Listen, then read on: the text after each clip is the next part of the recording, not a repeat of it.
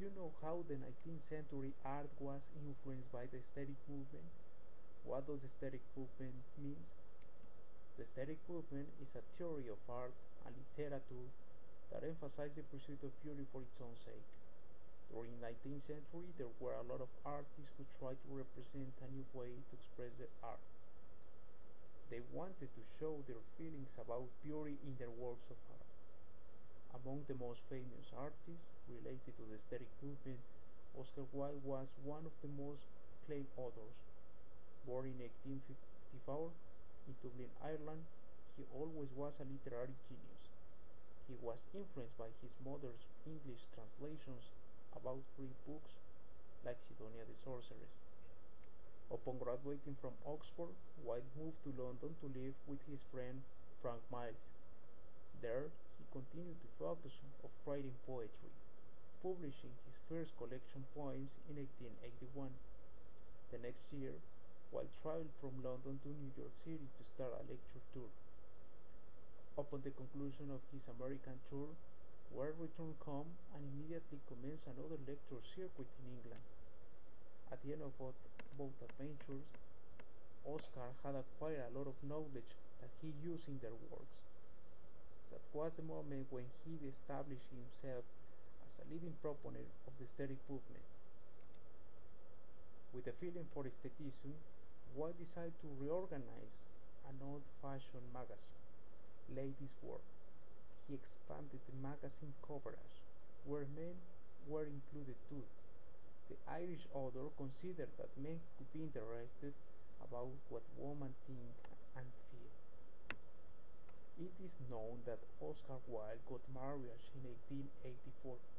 However, 11 years later he had an affair with Lord Alfred Douglas, a rich young man, son of the Marquis of Queensberry, who provoked Wilde accusing of sodomy, charge that was too serious at that epoch. Obviously, Wilde was outraged and he sued to the Marquis for libel. Fortunately, the case was dismissed and Wilde was in the eye of the storm. Next year, the Marquis of Queensberry and his lawyers presented evidence of Wilde's homosexuality, specifically homoerotic passages from his literary works, as well as his love letters to Douglas. Then, Wilde was arrested on charges of gross indecency. Even though Wilde's works were done at the last years of the 19th century, they were part of the Victorian era. That time was characterized for a long period of peace, prosperity, and industrial consolidation. Industrialization brought with a burgeoning middle class whose increasing numbers had a significant effect on the social strata itself. The Picture of Dorian Gray was the only novel written by Oscar Wilde. There were two versions. The first one was printed in 1890, and the second one was published with new chapters in 1891. The story takes place in London between three persons, Lord Henry, Howard Basil, and Dorian Gray. Basil, the portraitist, could be described as the artist who thinks that beauty is the new theme for his art.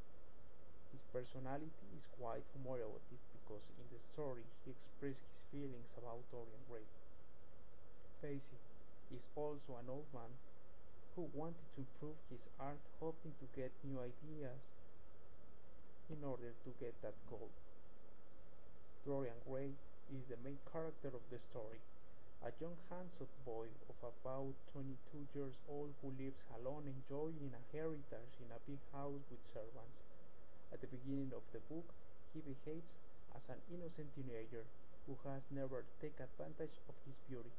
He just wanted to know more about the real world. Henry Wotton, better known as Lord Henry, is a decadent dandy. In other words, a dandy is an adjective used to describe a man who places particular importance upon physical appearance, refined language, and leisurely hobbies. It also could be mentioned that a dandy is the incarnation of aestheticism movement. Lord Henry's personality also is dark and hard. He is friend of Howard Basil, who always talks about Gray's beauty. For this reason, he wants to meet Dorian Gray. Finally, when Dorian met Lord Henry, he becomes influenced by Wood's personality. Dorian begins to think beauty is the only worthwhile aspect of life. Under that influence, Dorian begins to explore his senses. Finally, I would like to share with you a small passage taken from the book The Picture of Dorian Gray.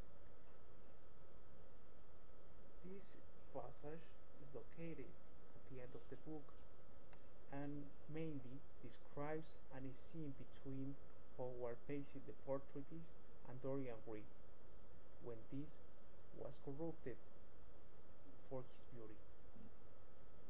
An exclamation of horror came from the painter's lips as he saw the hideous face on the canvas grinning at him. There was something in its expression that filled him with disgust. God heavens, it was Dorian Gray's own face that he was looking at. It still had some of the marvelous beauty under the horror that is figuring. But who had done it? He held the lamp up to the picture.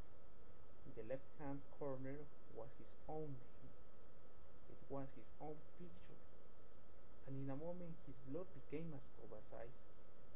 What had happened? He turned and looked at Dorian Gray with the eyes of a sick man. "What does this mean?" cried Howard in a strange voice. "Years ago, when I was a boy," said Dorian Gray, "you met me and taught me to love my own beauty. One day, I met a friend of yours who explained to me the wonder of beauty. In a mad moment, I made a wish, or perhaps you would call it a prayer."